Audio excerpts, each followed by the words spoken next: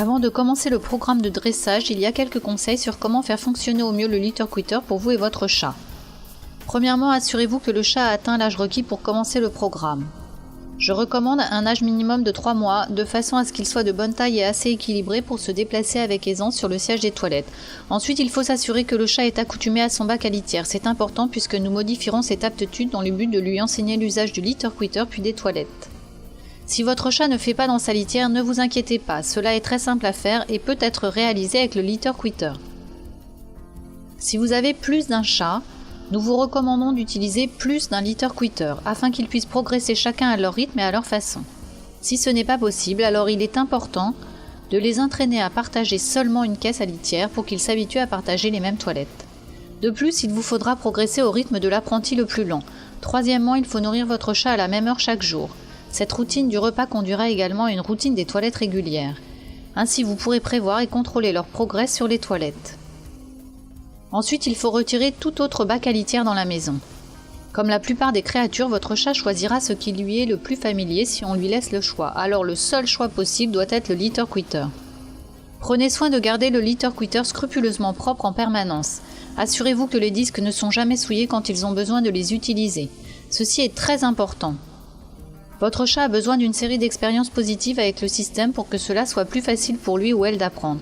Attention à bien nettoyer le litter quitter avec des produits ménagers non ammoniaqués. L'ammoniac est une substance que l'on retrouve dans l'urine du chat et l'odeur pourrait les induire en erreur en leur faisant croire que ce n'est pas propre. Les chats sont des animaux d'une propreté exceptionnelle, avec un sens très développé de l'odorat.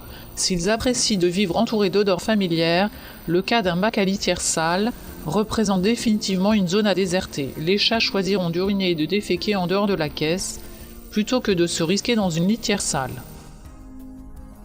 Pour finir, et c'est peut-être le meilleur conseil de tous, soyez patient avec votre chat et gardez le sens de l'humour. Vous vous embarquez ensemble dans une expérience dont le but est de rendre votre habitat plus propre et plus sûr pour tous. Ne précipitez pas votre chat, je conseille un minimum de 2-3 semaines pour chaque étape. Plus il passe de temps à chaque étape de l'entraînement, plus l'habitude d'utiliser les toilettes deviendra enracinée. Ceci est particulièrement vrai pour les chats les plus vieux, qui possèdent des comportements plus résistants. Contrairement aux croyances populaires, les chats peuvent être dressés.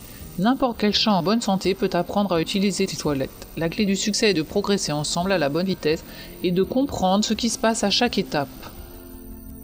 Vous allez modifier le comportement de votre chat et vous pourrez quelquefois avoir l'impression qu'il transforme le vôtre.